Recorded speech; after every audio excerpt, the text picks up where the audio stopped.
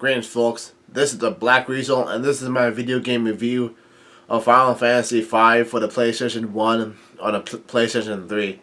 I bought this game when it came on sale in June 2017, but unfortunately due to better games I was playing at the time, I couldn't get around towards starting this game, but now here I am making a review video on it. The game starts off about how a traveler comes across a meteor that fell out of nowhere and struck the earth. He sees the meteor, and along the way he meets a bunch of characters that are an old man with a real bad case of amnesia, a princess of Tycoon Castle, and a pirate. One of these people tell the traveler that the world is in danger because the four crystals that sealed a monster have been broken off. There is an evil tyrant by the name of X-Death that arises from his prison and is hell-bent on destroying the world by using the power of the Void. The Void is another word for nothing or completely empty space, so reduce it to nothingness. That's what he was gonna do.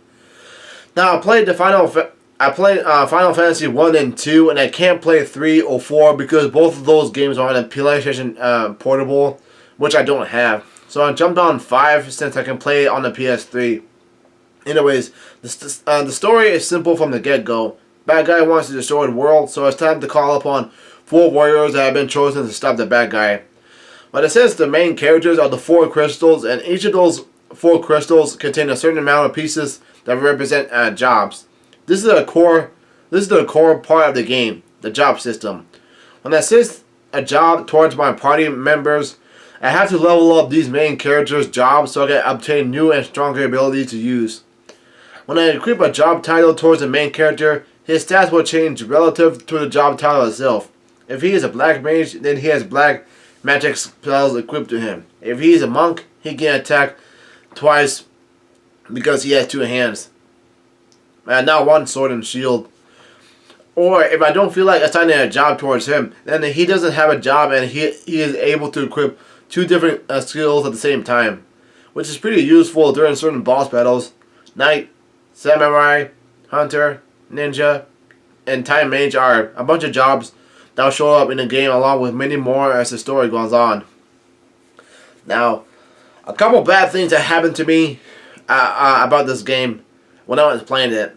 One of them are the somewhat high encounter rate and the nature of the job system overall. Like, I'm a huge fan of the role-playing games, but I hate the ones that include the job systems. Such as like this game, like Final Fantasy V and Dragon Quest VII. When I pick out the wrong jobs and I go against really powerful bosses and die in a brutal way, then it's obvious that I gotta change up my jobs and start killing monsters for a long time in order to make my job skills a lot stronger and face the same boss again. When it comes to journeying through the game, Final Fantasy is definitely straightforward by getting from point A to point B. Adventuring through ancient libraries, caves, castles, and the like, the puzzles are fairly easy and the space is of medium size.